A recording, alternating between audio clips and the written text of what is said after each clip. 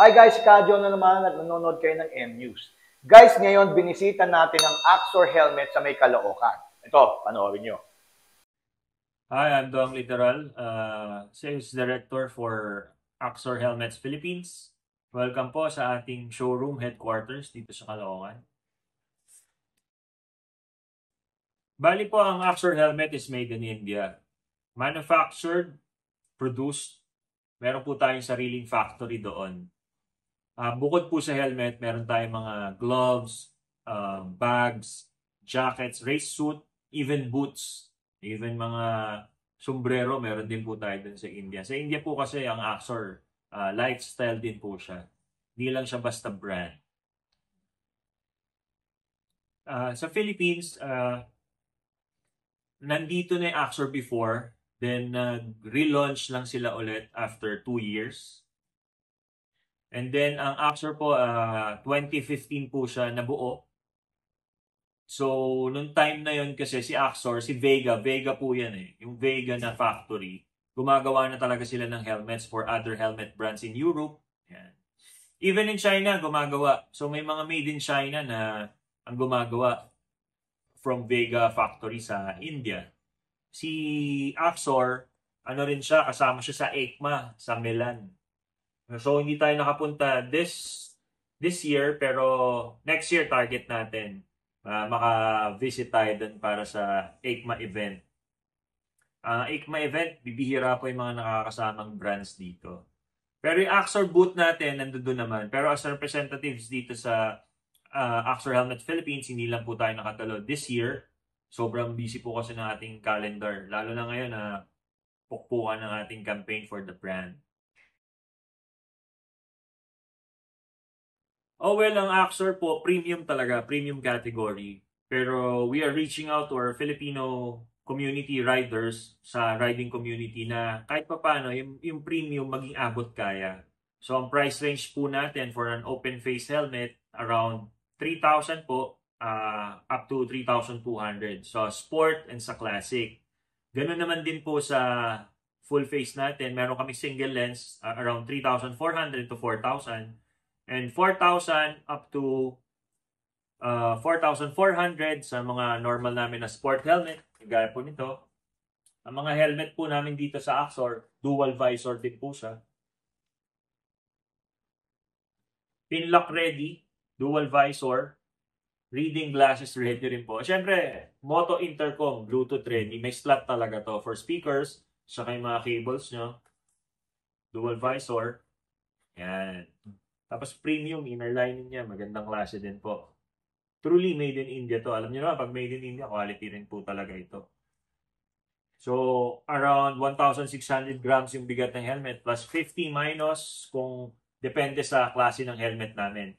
Yung high-end naman po namin, 5 to 7,000 and then yung mga itong mga adventure helmet po namin na 3-in-1, pwedeng alisin lens. Lahat po ng lens namin, you can change it to smoke, iridium, dual visor din, intercom slot ulit, tapos removable itong peak visor niya.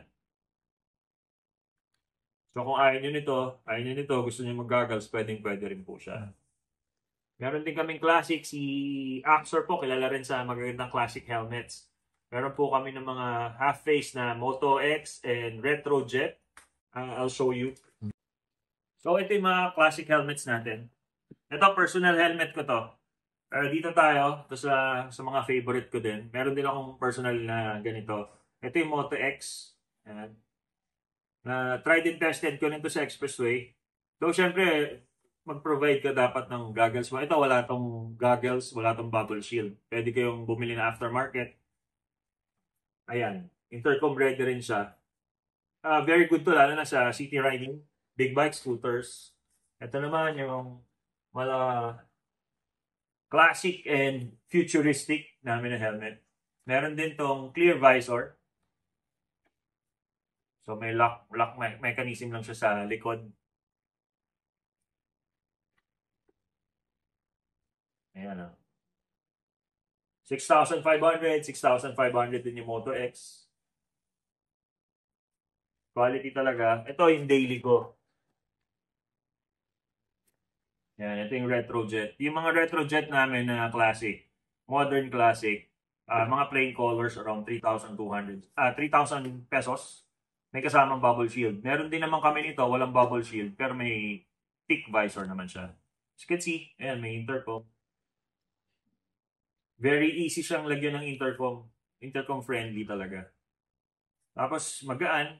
Quality kasi yung materials sa mga ginamit, yung technical specs niya, available din siya sa website. Pwede ninyong i-check. So, napakaganda pala ng mga Axor helmet. So, saan ba natin to makikita at mabibili? So dito sa NCR, available kami dito sa Caloocan, sa may Grace Park, Caloocan, 4th Ave. Bali, L na Durata Street, corner 4th Avenue, Caloocan. Malapit lang sa Rizal Avenue, malapit sa 5th Station. Tapos ang mga available namin na partner dealership, si ODM sa Quezon City, sa Scout area, si Sir Edwin Go ng MX, they'll be selling our helmet also. Sa Manila and Binondo, kay Premium Gears. Sa Region 2, sa North, kay Motoplus, Cagayan, Isabela, and sa La Union, Axor Gears, sa Baguio, sa Abra. Yan po yung iba. Hindi ko kabisado yung ibang pataas doon sa norte. Pero dito sa NCR yan, meron din tayo Axor Gears sa Muntinlupa, and then sa Cavite. Pero naghahanap pa rin kami ng mga dealers. Pag interested po kayo, just message us. Visayas. Nandyan po tayo. Nandyan sila The Trudy, si Taurus, and yung malaki natin dyan, si Moto Legacy. Yan mga yan. Mindanao, papunta na rin po kami dyan. For e-commerce naman, syempre sa Orange and Blue app, available kami dyan. Just look for the blue check, Axor Helmets Philippines. And online, you can buy it. You can contact us o you can order po. May mga types of payments naman po kami dyan. And sa Facebook page po namin, Axor Helmet Philippines, may blue check po yan. You can message us directly, anytime, anywhere. Kung gusto nyo mag-purchase o magtingin lang o makuha yung mga links ng ating mga helmets. Again, please like and follow. Share nyo itong video natin na ito. Siyempre, salamat sa Motorsiklo News. And God bless, ride speed kayo mga kapatid. Axor Helmet Philippines. So, di ba? Quality pala talaga ang Axor helmet. So, kung gusto niyo bumili ng helmet, puntahan niyo na po ang Axor helmet at kontakin niyo po sila sa kanila po mga social media. Yun lang po. Ako po ulit, Skadyo. See you guys next time.